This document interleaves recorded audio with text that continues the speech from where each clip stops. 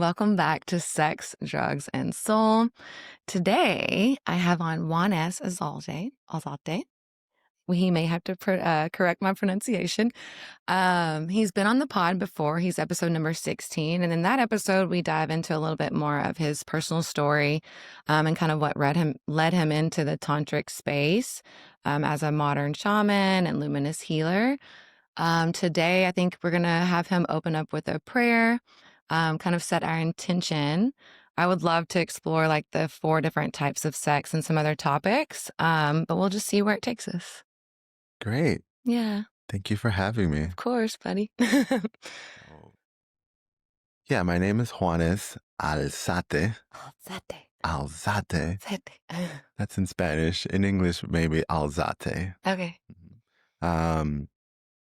So yeah, we can start with invocation, just calling in the directions, just inviting you to bring your hand to your heart.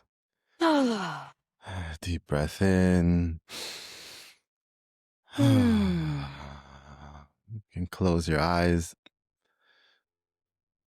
We'll connect to the 4 directions of the south, the west, the north, and the east, calling in the serpent to support us to release our past, to shed our old skins, and step into this ever-present moment. Teach us to be with our bodies, to move with beauty on this earth, belly to belly with the Great Mother. To the winds of the west, great jaguar, mountain lion, we ask you to come to this episode.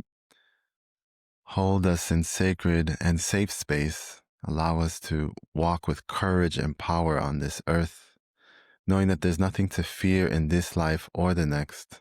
There are no enemies outside of ourself. Teach us to reclaim that safety and security within, knowing that that is the only place we will find it in this world. Teach us to embrace the changes that are here right now. May we find that center. May we claim the eye of the storm and allow life to move around us. To the winds of the north, great hummingbird, ancient ones, our children's children, be with us. Allow us to feel how you support us, ancestors, you who came before us, you who sacrificed your lives for us. May we remember that we are the answer to your prayers. May we stand in that glory, honoring the sacrifices made so that we could be here. To our children's children, the children of the future, may you inspire us, may you bring us the dreams of a new world where we have fully given this gift that is this life. May we remember that this life is a gift to be given. May we give it fully so that you may have a beautiful world when you arrive. Sirakinti, Royal Hummingbird, we ask you to support us with trust and faith. May we have trust and faith in our lives, in the universe, knowing that it is working with us and for us. May we love the journey of the soul. May we fall in love with it, knowing that there is no destination. It is just here right now as we focus on the flowers all around us. May we be guided by their sweet scent and know that all we need to do is take that first step. Take in that sweet nectar of the flower before us that gives us everything we need to continue on our great soul's journey. Be with us. In the winds of the east, great eagle condor, we ask you to wrap your luminous wings around us, to take us up above the small picture of our personal life, to see the grand picture of all life, to see from above that all is well, all is right, everything is working according to plan. Allow us to unite our polarities, the masculine and feminine, the light and the dark, the mind and the body. Teach us your ways, to remember that we need both wings to fly. May we spread our wings wide, open our hearts, and fly wingtip to wingtip with great spirit. May we remember that we are the visionaries. May you empower our vision, that we may see above the horizon to see our highest destiny. May we live that destiny. May we vibrate at that frequency. May we be the answering of the prophecies that bring humanity together, the North and the South, the East and the West. All peoples as one, be with us. To Pachamama, Mother Earth, Gaia, Mother Mary, we call you to this place. We ask you to wrap us in your womb of love, of unconditional love. May we feel that love. May we know without a doubt that we are loved from the facts that we have this body, from every single resource you have given so that we can be here, from the minerals in our bones, the water in our blood, and the air in our lungs. You provide it all. May we remember that we were never kicked out of the garden, that we have always been welcomed. We have always been welcome. We are welcome to be here. May we honor your love and give it back. May we protect you as you protect us. May we remember that sacred bond between mother and child as one family upon you. We gather here for the healing of all life on this planet, through the healing, the wholeness, and the harmony of each and every soul touched by this episode.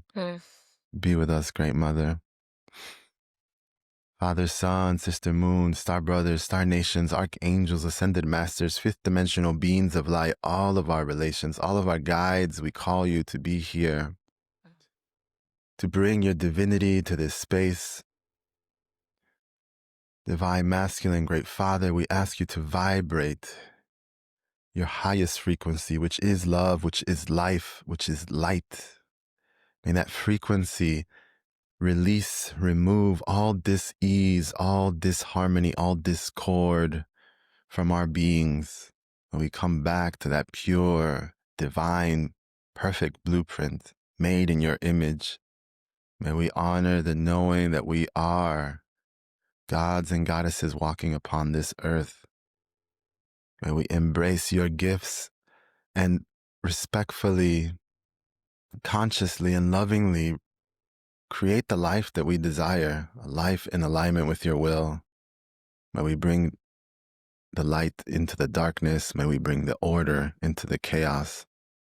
May we remember that we are here as your angels to anchor heaven on earth. Be with us through this episode and beyond as we call upon all the angels on this planet to remember the sacred vow of love that brought us here and where we are going. Be with us. Aho. Aho. I feel so much more grounded after that. Wow, it's amazing what like breathing does, and just like taking a moment of just stillness. And thank you for that. Thank you. Yeah, because sometimes I'm like driving here and I'm like, all right, angels, guides, like, well, thank you for supporting. But I love like having that like intentional drop in before we kick off. Yeah. And thank you for accepting my invitation to come back on and get together in person. I really appreciate you. I've been wanting to connect and just happen to do it on a podcast and share your wisdom. Yeah, so what's been percolating for me is like shamanistic sex, but I know there's different types of sex, but I know that a lot of times, and I probably used to too, only thought of like procreative or recreational or like for fun, even if you don't want to necessarily like make some babies. Can we talk about the 4 different types of sex? Yeah. Well, you already touched on 2. So, okay. Procreation and regenerate is really about, what we are told in school to make babies. The biological process of sex that every human is wired, recreational, which you also touched on, for fun, which we find in high school and probably for the rest of our lives is kind of where most people work with sex. Mm-hmm. The next level of sex is for restoration. Mm. So it's like a healing kind of sex, you know. Probably you've heard of maybe you've been to work or you got with your girlfriends and like, wow, did you just have sex? Did you get laid? Because you look like you went on a vacation. Mm, There's like mm, a sense of like you're just vibrant and radiant and mm-hmm, restored, right? mm-hmm. And then the fourth level of sex is transformational. And so this is the, you know, meeting God sex, Mm, the dissolving of self and uniting with mm. all of life. Um, you know, and so this can get more towards the shamanistic level of Yeah. sex. I'm curious. So, where does the sex, like, I've had an experience or a couple of them actually, where it's like, I guess it felt healing, and very connected, but like, yeah, a crying like release or something. So I'm like, does it start as one type and then kind of meld, or do they, kind of merge into like a little Mm. thing or?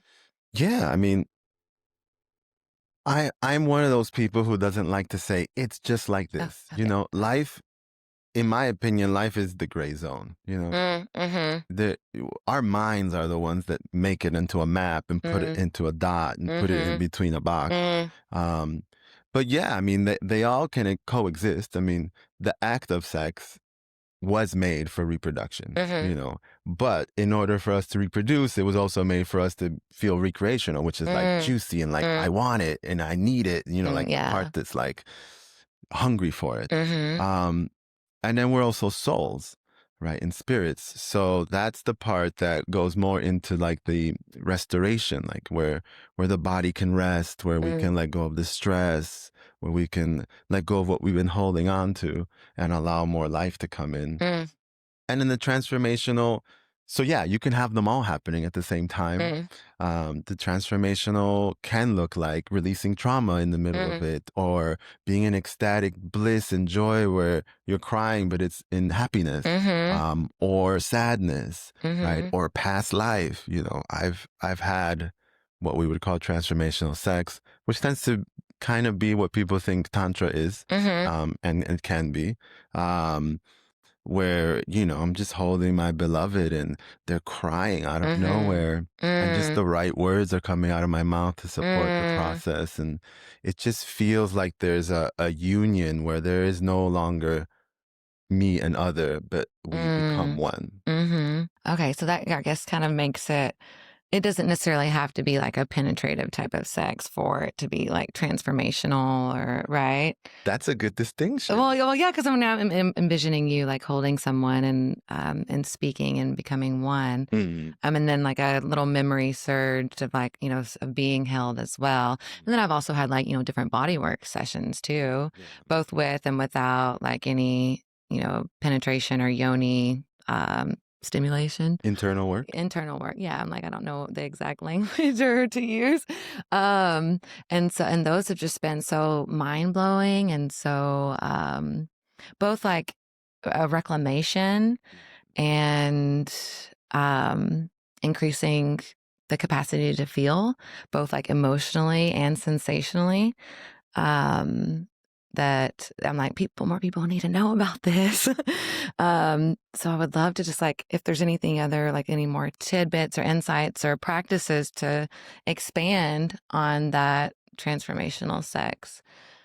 Yeah. I mean, one thing that could distinguish transformational sex is, in some ways, we started with the directions, right? Mm, So, some mm-hmm, way of intentionally setting space, like we're going to go there, mm-hmm, right? It could happen outside of that, you know, spontaneously because of the connection. mm-hmm, But often when we're doing it as a practice, it would have that element of, okay, we're going to get together and we're going to have this intention, right? My mm-hmm, intention is to heal my blocks and feel more connected, whatever that intention may mm-hmm, be. Setting up a sacred space, you know, doesn't have to look like what I said, but some version of calling in a higher power to hold mm-hmm, us and work through us.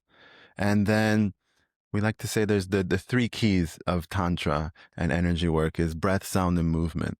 So if we're using our breath, if like you said, when we're doing the directions, you're like, there's something about that breath that made me feel more grounded. The breath is key. I mean, I would even say the breath is one of our most constant sexual acts, right?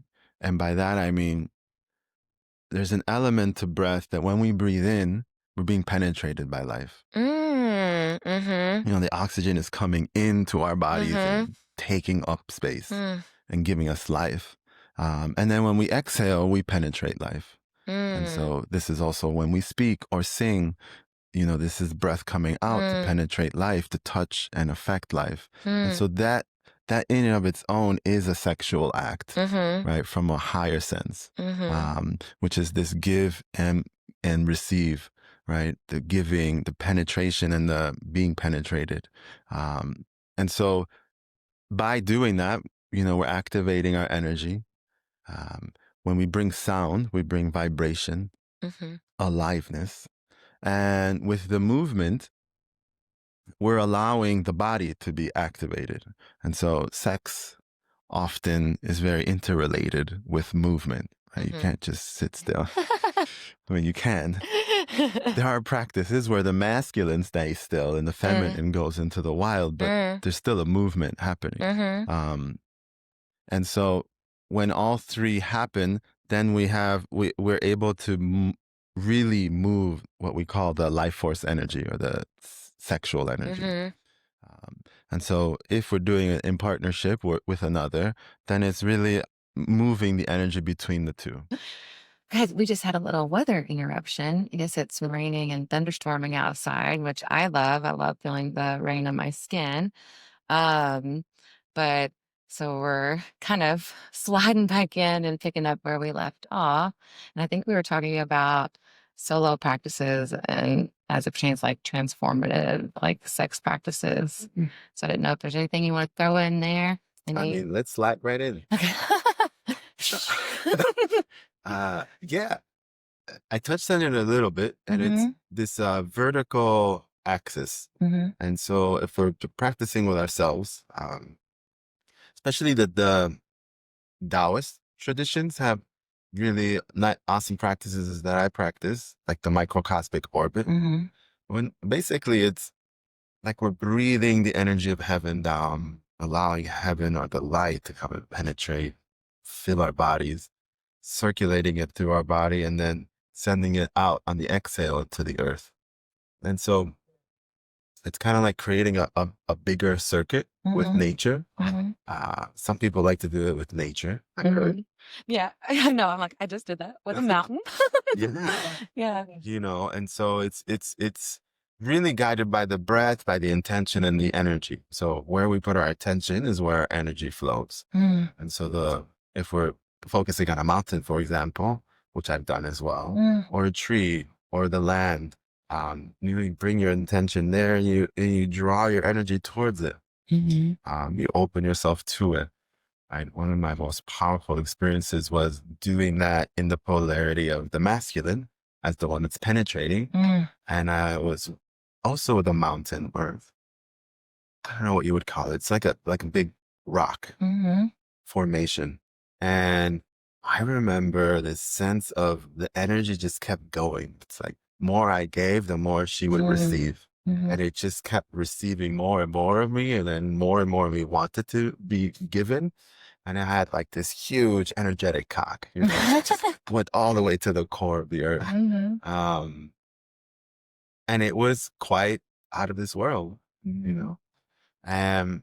So that's one way. So it's this microcosmic orbit, using the breath, using your intention and moving it. Right? And it can even be a small orbit within your own self where you're just breathing out through the root and then bringing it up to your crown and feeling that cycle going on. See, I've done that, and I've done it like, I guess, opposite more. I like the distinction of like the masculine intention. I've done it in a more receptive way too, like where I'm like, we're visualizing like the mountain or energy, like being more penetrative and like coming in up and then like just kind of circulating it back and solo too. But I'm like, does it matter, I guess, which direction you're circulating in, or is there a feminine and masculine distinction between those? Or there are, and there isn't. Like, I teach this a lot in some of the retreats I do. energetic sex. I love that. Let's talk about it. Let's talk about it. And so I'd say in the beginning, it's good to pick a pole because it allows you to focus the energy. And especially if you've never done it or you don't do it that much, it's important to get a hang of it. Be like, oh, this is how it works. This is how it feels in my body. Because everyone feels it, slightly different because we all experience life differently. We experience through our own lens and not through our own senses. And so I would say if we are playing the poles, the masculine penetrates through their lingam, through their sex. So penetration, like we were talking about with the breath, is on the exhale. So as I exhale in the masculine, I'm feeling the energy move out through my lingam, through my sex center. And when I'm inhaling, I am being penetrated in my heart. So the masculine pole receives the energy, is penetrated into their heart. Right. And so in the feminine, it's the opposite. So the feminine is penetrated, breathes in through their sex, and the feminine penetrates with their heart, and then they breathe out through their heart. And so that's how you would keep the poles and have like that polarity dance, that dance of the sex. After you do that for a while, and even, new people that I've, taken through that process, at a certain point, once you like get into it, you forget who you are. You forget how you're breathing. You're so in the moment.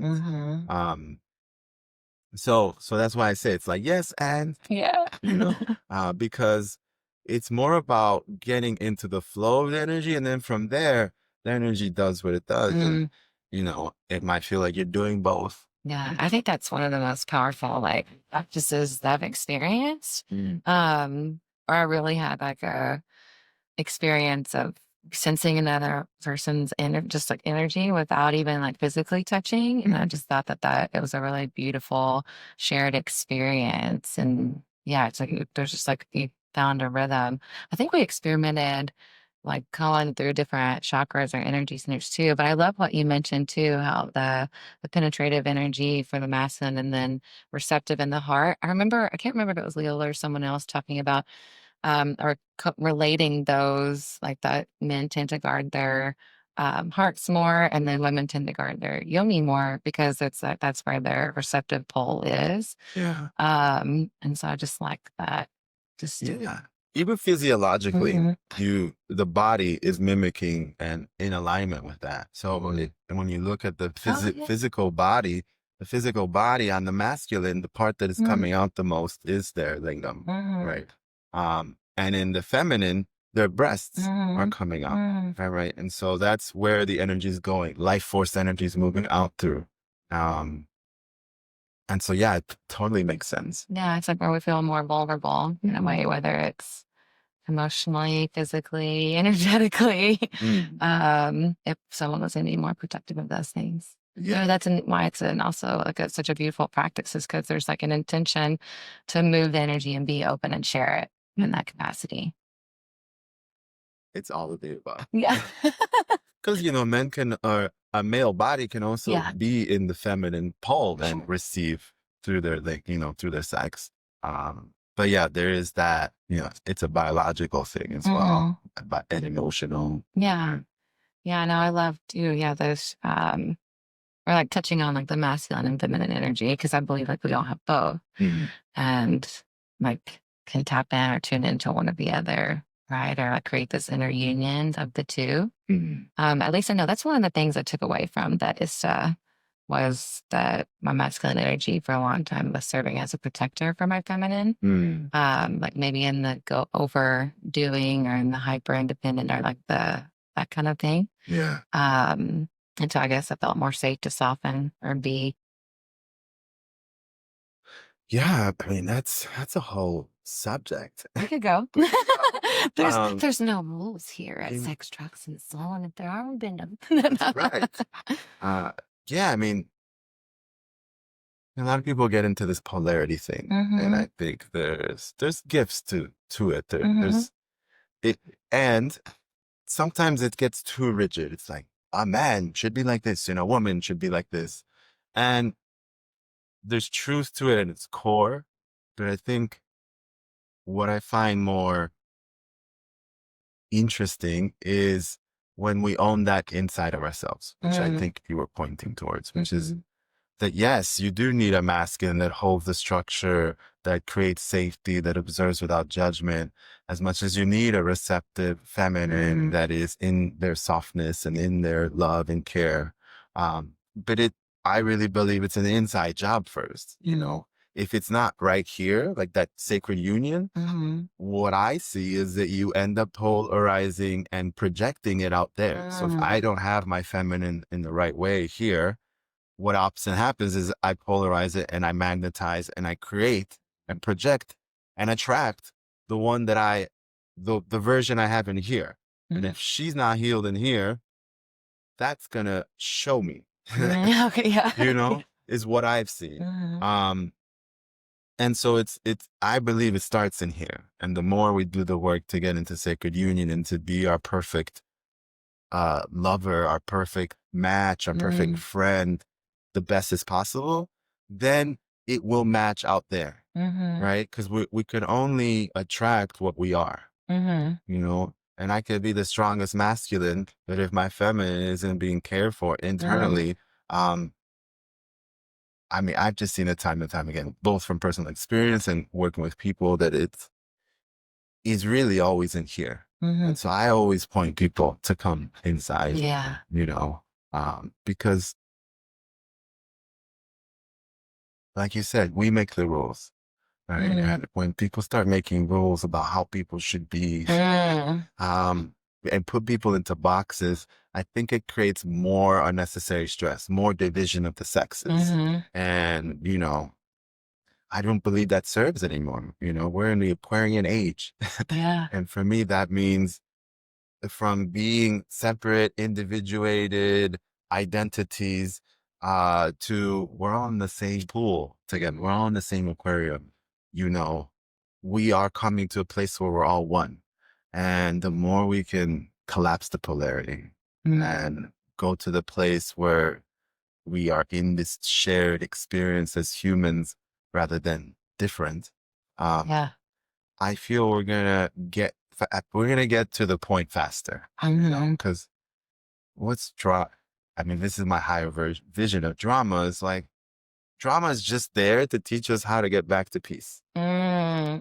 Like the contrast illuminates type of thing. Yeah, but we've been hijacked, and you know, all of our senses are attuned to like, oh, the excitement of drama, that comes from an unfulfilled place, you know, which is why we go to drugs and sex, you know, because there's something missing. We haven't found that union inside. And so I'd say at the highest level, when we're doing self-practice, it's to come to that place inside, right? And so whether we're doing it energetically, another way that you can do that is self-pleasure. You know, the physical act of making love to ourselves, which doesn't have to be masturbation per se, but it's more like an attunement with the whole body as an erogenous zone, where we're using that same breath, moving the energy in our body, but now moving it through our whole body and really meeting ourselves in a way that we want to be met. Right? To me, that's where the magic happens with this kind of work, where it's not really about the other person, right? The other person is just there. Everyone's just meeting us where we're at.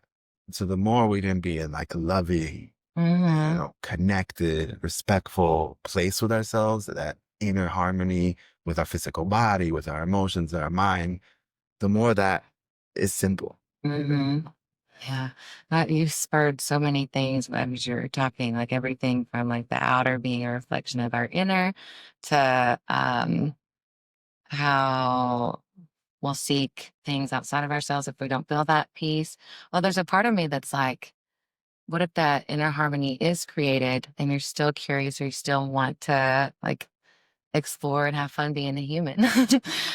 You know, whether it's through like different sexual substances or psychedelics or breath work or like, you know, different states of consciousness to explore. But I And I also love that you mentioned like self pleasure. And for me, I've had some powerful, like different rituals. Like I explored with a pleasure mapping one day, and I think it's meeting myself with a certain level or degree of reverence and sacredness too. And being curious about like, okay, what types of touch do I like, or what temperatures do I like different objects? Do as far as like, a feather or like an ice cube or some kind of like metal chain thing. And then just being like real curious and like how would I want a lover to touch me? Well, I'm gonna meet myself with that same level of like care, tender love and care. Um, so I love like kind of that as a practice too. And incorporating like the tools that you mentioned too, like breathing, sounding, moving. Yeah, I just found it was really um not only pleasurable, but also um getting to know my body, like getting to know my body in a way that felt very deep and intimate too. I mean, it's like, how do I expect someone else to do certain things if I am not as aware of different zones or aspects or things that I like or are pleasurable? Um, yeah. And then yeah, it's interesting. There's been times where I meet people, I'm like, what is this showing me about myself too? And like being curious. I think though a lot of times we want to like define or assign things so that we'll feel more safe, whether it's like conscious or unconscious, or try to put people in boxes. Although I don't know if anyone really can live in just one box or identity. I feel like they mesh and colors bleed outside the lines and that sort of thing. And I think too, like I love what you said about like, yeah, looking for our commonality, like recognizing like we're all humans here, like doing this human thing on earth. So how can we collectively treat one another better and treat our planet better? So we can create a more harmonious environment. And I know before we were able to like hop on recording, we were talking about like transformation and how, and you can speak to this too, how you feel about like we're kind of in the fourth quarter. Like, we came here, I think, to not only witness, but to contribute into the evolution to the Aquarian age, the greatest show on earth. Like, are we going to do it? Um, I believe that, but and then there's also a piece of me, like there's so much chaos going on. And there's a little quote, I think, by Deepak Chopra that provides me a sense of comfort in these chaotic days is that all great change is preceded by chaos. Um, and then I feel like the more that we can create our inner harmony environment, that's going to be reflected too. Yeah. Amen. I mean, whether we choose it or not, right? Like, let's say you choose to detox because you want to get healthier because something's off. Often it gets worse. The symptoms get worse. Like You a purge. you feel not so good. And then once that moves, then you slowly start to build up. If you don't do it consciously, then you get sick. You get a high fever and then you throw up and then it goes higher for a while until it moves and then you start to get better. Hopefully, it's not something serious. Yeah. But yeah, there's definitely that pattern and we're definitely in those times right now. I do feel like if we go to soul, which is part of this work, our souls know everything, I believe, right? They're eternal. And so the time of things isn't as finite as how we see it here, where we have such a limited time. And so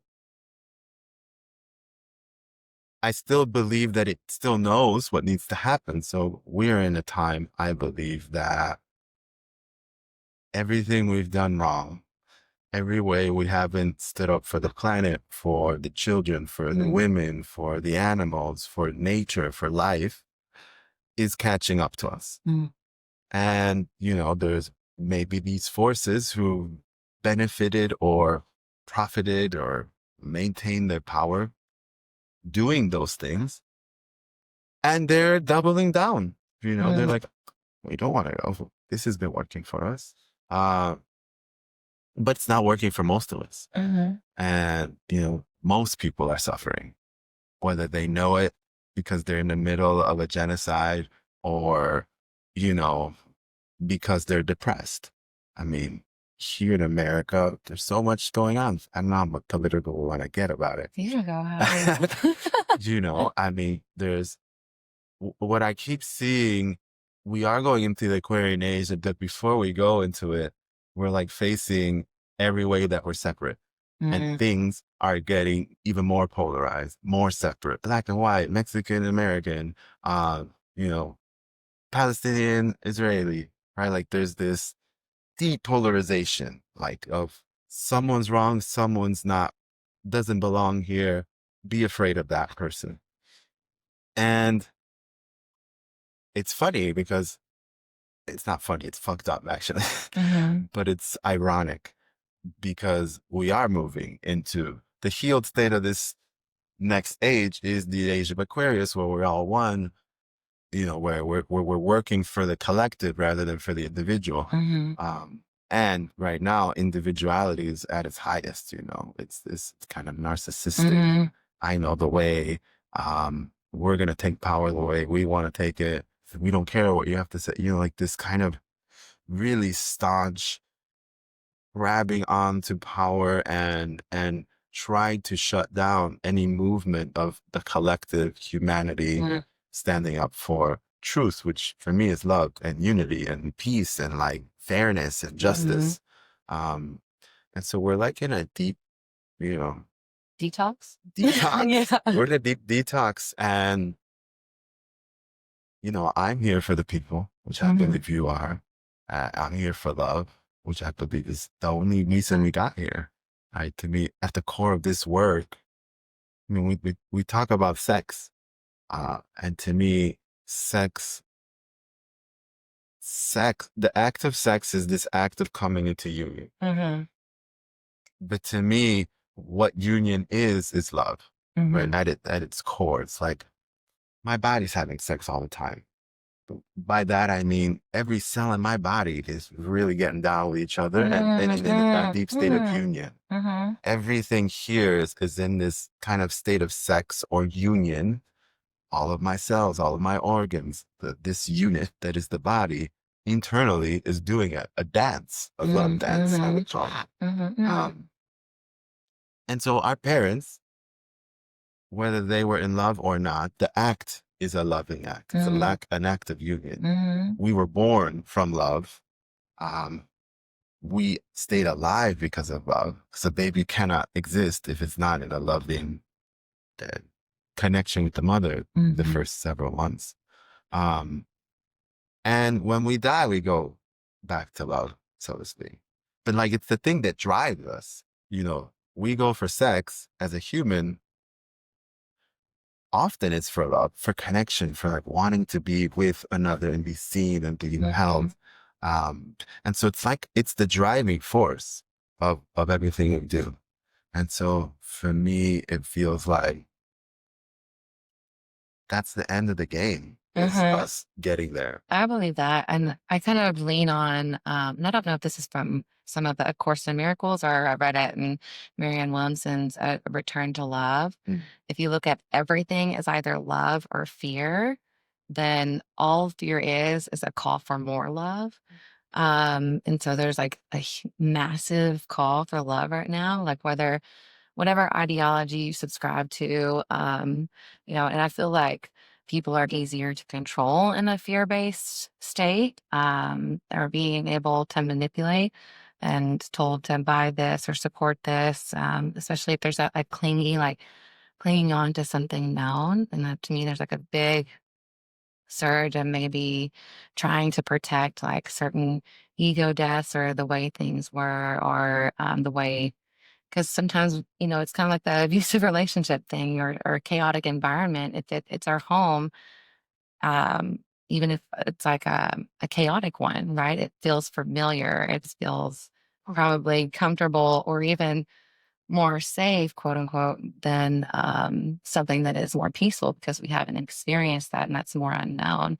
So I do like looking at things through the lens of, okay, there's a huge amount of call for love right now, but that doesn't mean that I just like sit in my room and meditate and tune out, right? It's like, how do I contribute and move from a place of love? And I love the quote, like, I love that, like, the intention and quote or motto, whatever you want to call it, of moving from love and not for it, or not in like that kind of, even though we need it, but not in like that kind of grabby, exhausted kind of way. Do you know what I mean? Um, Addicted, but codependent way. yeah, yeah, Indeed. yeah, but like moving from love or acting with love. And it's not always, the easiest thing, right? Even sometimes, like, I catch myself in traffic. I'm like, go with love and a swift kick. No. I mean, that's like a super minute example. But yeah, like, how can we be more loving to one another, and loving to ourselves? The love that we so seek and desire and crave, like, how can we communicate that to ourselves more? Communicate, whether that's, I don't know, like, I just noticed the other day, I just kind of came off of this retreat, and I was like looking in the mirror, and like, I've had different like body dysmorphia things in the past. And this time I was just communicating with to myself and like with my body in a more compassionate and loving way, and like a, yeah, girl. And so I've noticed a little bit of shift within that to myself, but communicating it to me through touch, words, visioning. I'm also like holding a high vision at the same time for myself, for the collective, of more harmony. Um, because there is an element too, I'm like, if we're only repeating the same words, I believe, or the same words, actions, beliefs, then do we create the same thing that we've been creating for however, long? If we don't shift our vision or hold that a little bit more, or more intently or strongly. I think it's powerful to hold the vision too, to create the world that we desire. I agree. Yeah. I mean, I've been working with archetypes as a thing Oh, to cool. hold a vision. And so the archetype I've been working, I'd say for the last couple years, and really over the last year, it got more defined. But the definition of it at this moment is, I am the Dragon King of love and angels. And so at first it was just the Dragon King, but it didn't, something was missing. And what it was is, what does it stand for? Like, at its core, the Dragon King of love and angels. Like, I stand for love and angels. And that comes from this core understanding that I've gotten in life, which is that I deeply know in my heart that every human is born as an angel, and I've known it, let's say philosophically, for a while. And then about a year and a half ago, I was blessed with bringing a baby into the world, supporting my partner to have a child, like actually birthing the baby. I became a mid-husband. And we raised the child for some time together, about 15 months. But especially in the beginning, everything I knew was confirmed. Because I held this like precious, beautiful creature, and I could feel its goodness, and it's so good. It's such an angel that it brings the angel in me. And I see it whenever anybody meets a baby, whether it's a puppy or an actual human baby, like there's this like extra sweetness, this extra like care that just no one taught you to be that way. It just comes out. And so to me, it proves that it's already in there. You can't make someone be something they're not, And so if a child is so pure and innocent when they're born, where does it go? For me, it's this fear that you were talking about from the A Course in Miracles. And so for me, the Dragon King of love and angels is that I feel that my purpose on this planet is to activate that angel in humanity's hearts, or reactivate it, or, bring that fire of love to burn away the fear that is maybe, covering or somehow influencing that angel to not be fully there. Because I know that when that angel's activated in a person's heart, that original love that they came from, they know exactly what to do.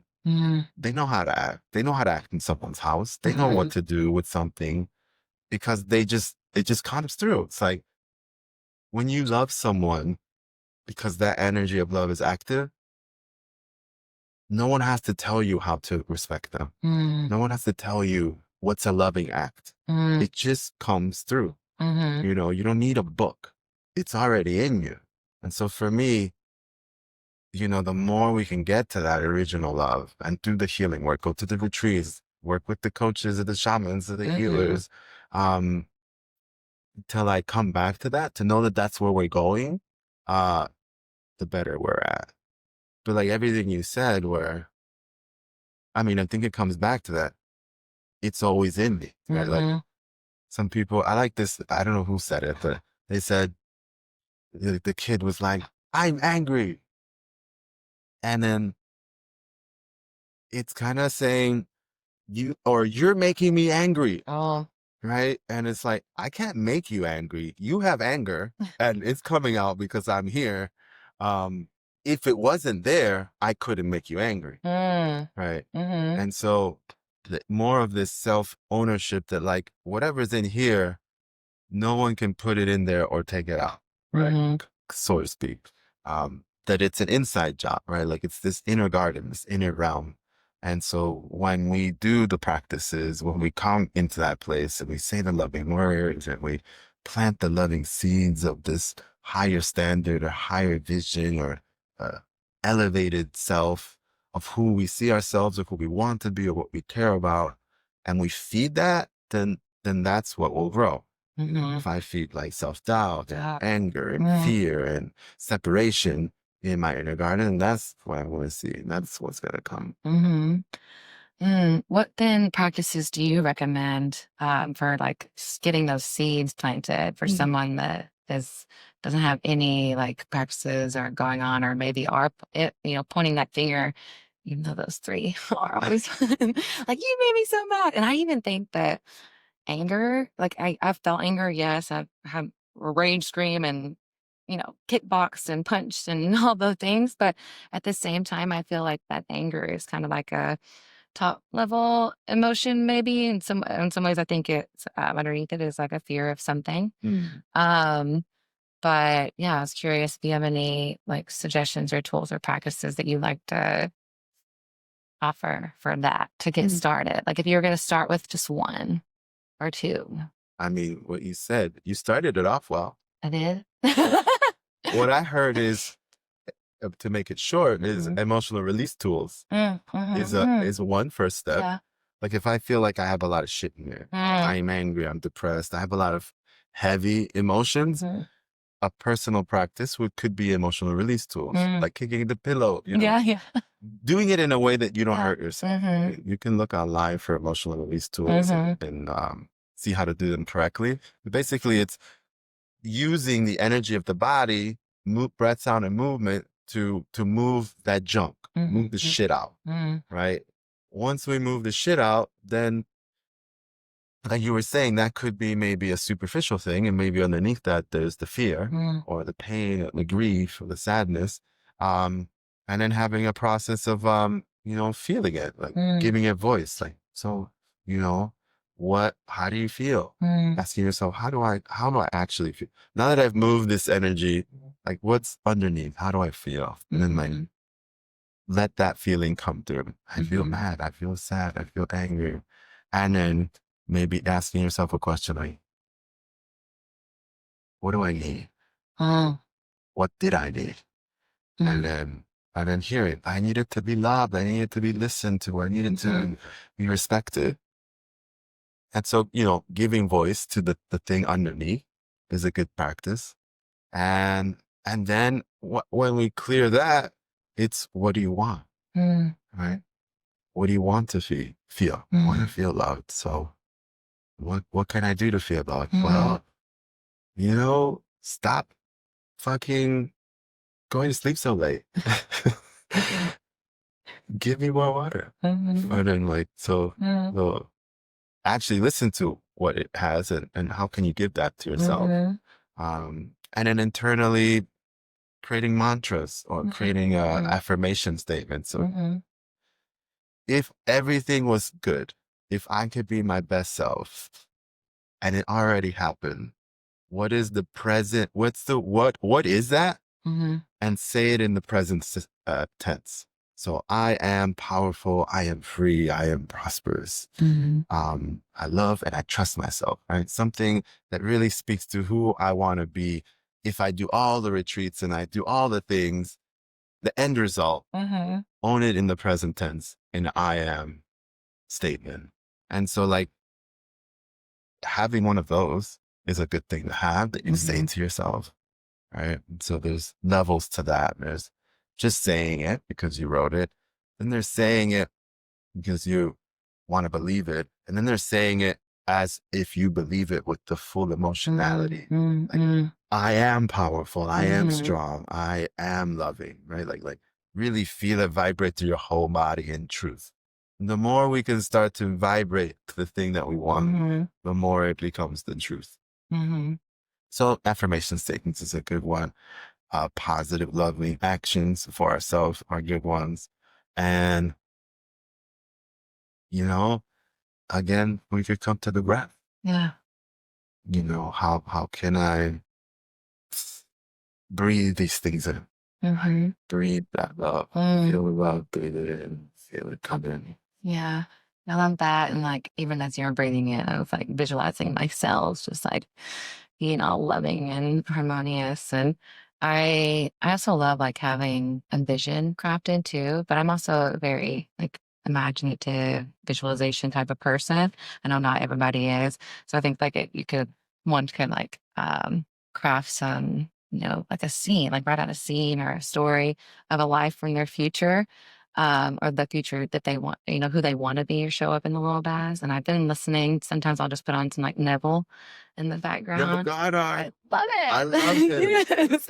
And I don't think I just had like a click in like a few weeks ago, or maybe I don't know, a couple months. I don't time, where I was, have this vision, and then it just like, oh, I am her. And now I get to be surprised, and delighted on the way to meeting her and like taking these different action steps. And so I'm like, how would she act towards herself? She'd probably save her life. She wouldn't rush from place to place. Like she'd walk with her shoulders back, like just Yeah. like, so crafting like that. How does she move and, um, connect with people? And how does she weave that into her day to day? And then, yeah, and then kind of releasing too, because he has this thing too. It's like for those seeds that you just plant, you wouldn't like if you planted a tree or a flower, you wouldn't go dig them up every day, see if they bloom Really? yet. Yeah, yeah.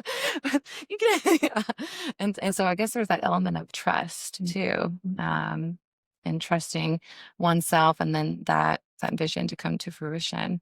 Um, yeah, I think that that's been powerful, and then it's also released, and I've said this on an episode or two before. Like, I definitely like looking at myself more as a miracle to explore versus a project to fix. Because I've just been in a mode lately where the word healing has just been like activating in a way where I'm like, I'm so tired of healing. Like, I just want to, I'm like, I am going to be. That doesn't mean that I'm not open to growth, insights, changes, aha moments, death, rebirth, like all those things that have to like happen within the healing journey or aspect. But yeah, or maybe it's just a shift in perception of how I'm operating or going on that mission. And I also feel like for me, the more I've embraced just like my humanness, like just messy and full of going in, not in a box, and just all the things, right? My life has become more spiritual, or soulful. And because I think that for so long, I think that I saw it outside of myself in a myriad of ways, whether it was like men, relationships, substances, alcohol, everything. I think I tried a lot. And then it swung over to all the spiritual modalities and techniques. Now I was looking for something external, whether, it was like the healer or the retreat or all those things, until I'm like, oh, it's kind of like we were talking about earlier, is like the inside job, like starting here too. That I don't know why, just where I was going with that. But, yeah. I mean, you are it. Yeah, yeah. You're it. This is it. You know, that's one of the biggest lessons I ever got from my first teacher in shamanism was ayahuasca. Mm, Um, and like the first thing she said when things cleared up, she said, "This is it. mm, That miracle, that healing, that thing that you want, like this is it. Like it's not gonna happen in the future or in the past. It's gonna happen in this moment. mm, And this moment is the moment you've been waiting for. mm, This moment is everything. It's all." mm, And so like the person you've been waiting to be is already here. The person that you think you are is already here. mm, Like the healing that's going to happen over there, mm, it's already here in this moment. mm, And it's more of a matter of catching up to it, like mm, attuning to it. mm, Like Neville would say, it's like you're the best place to be is acting from the end in mind, right? mhm, So like how, like you were saying, how does that rich person, how does this rich version of me act? You mhm, know, what would they say? Right. Which also comes to like the love piece, which is like, mm, if you know that you're love and you tune into your loving self in traffic, what would my loving self say to this traffic jam? You know, or you had a bad day and you're home, you fucked something up or someone fucked you over, you know, be like, after you do your practices, your yeah. emotional release and release the charge, you Mhm, know, coming to like that place, like, what would my loving, wise, mm, full self say in this moment? And then let that come through. mm, Um, I do think there's something to it. There was something you said also about like the reaching and the wanting and mhm, the and like rather than peeking to see if the yeah. seed is growing. If we bring it back to like relationships, it's like when we want someone too much, which comes from I'm not worthy and I need them, like it tends to, whether they're doing it to you or you're doing it to them, it tends to push the person away. Mhm, Right? Like, I mean, I know I've felt it when I've done it and I felt it when it's been done to me. I'm mhm, like, get away from me.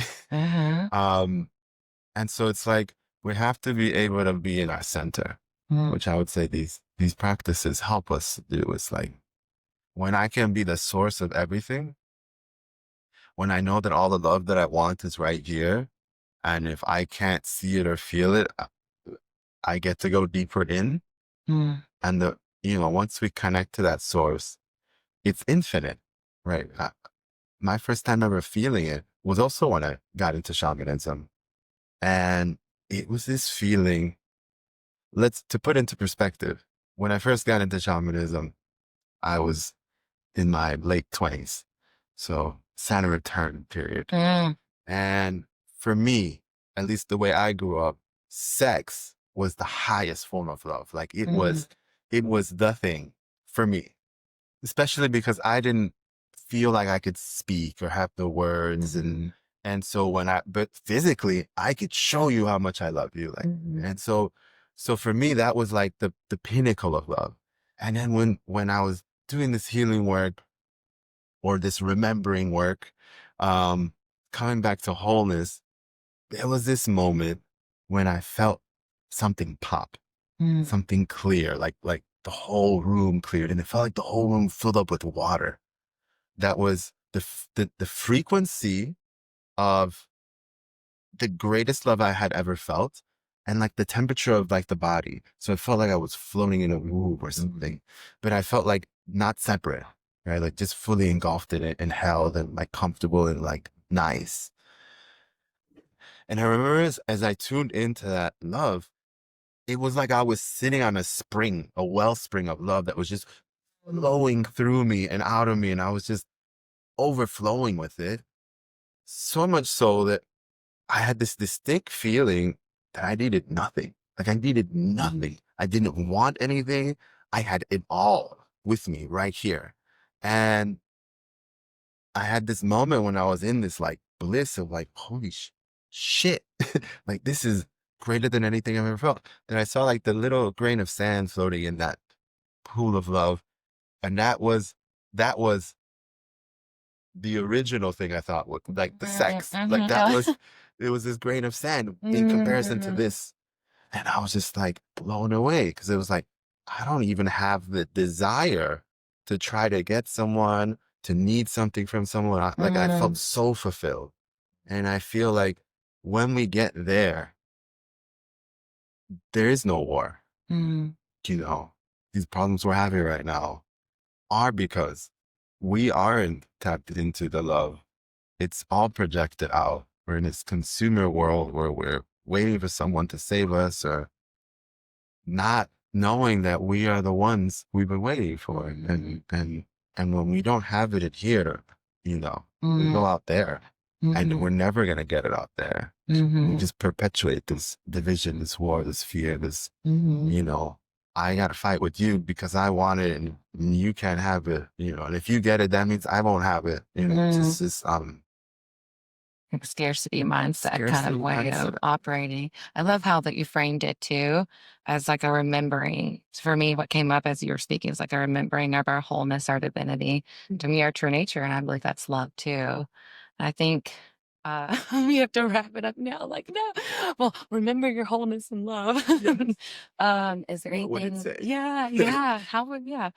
How, or is there anything that you want to offer or drop in to close us out before we say sayonara? Hasta la vista. Yeah. Yeah. Let me tune in. Yeah, tune in. Tune in.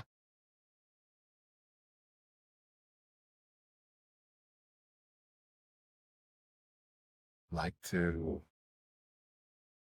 pray that we can find that love within. That whatever is in the way of that love can be so present, so visible that we can't look away. And that we remember why we came here. And we came in for love. And we came in for each other. And that we're only going to make it through this chaos together. And ultimately, it starts with you. With the individual saying, I'm ready, I'm in, I will take responsibility. And there's a lot of freedom and responsibility in that responsibility. Thank you, brother. I love you. Yes. And I think this is a beautiful episode to end and close out on the season 3. And then just so y'all know, I'll be back with season 4, probably at the beginning of September, but we'll be dropping like some reuse of different clips, or I'll sprinkle in maybe a surprise here or there. But yeah, thank you so much, Lynn. I'm so welcome. Thank you.